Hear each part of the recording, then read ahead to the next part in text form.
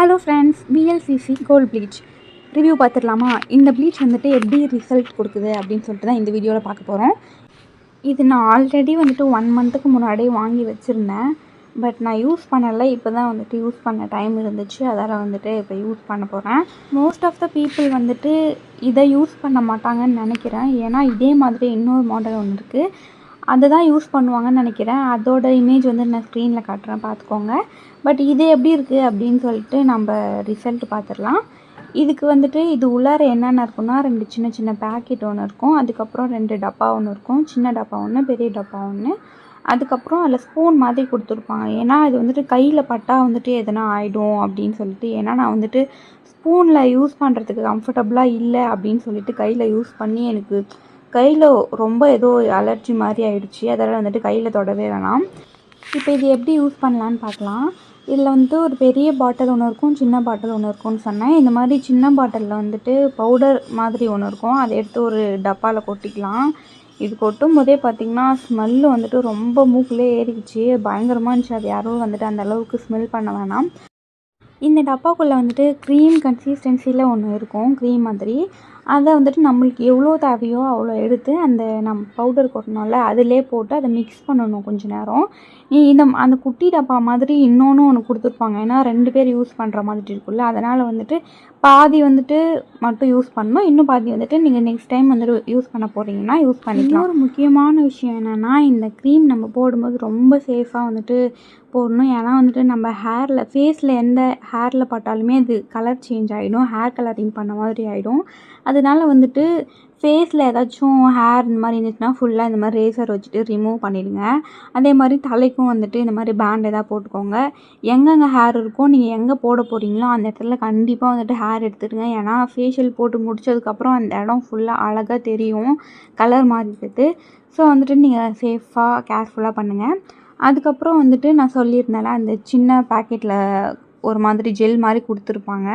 அதை நீங்கள் வந்து இந்த ஃபேஸ் மாஸ்க் வந்துட்டு போடுறதுக்கு முன்னாடி வந்துட்டு அந்த ஃபேஸில் வந்து அப்ளை பண்ணிக்கணும். நல்லா ஒரு 5 மினிட்ஸ் அப்ளை பண்ணிவிட்டு அதுக்கப்புறம் நீங்கள் வந்துட்டு இதை போடணும். நான் அந்த வீடியோவில் காட்டல, சரியாக நான் வீடியோ எடுக்க முடியல.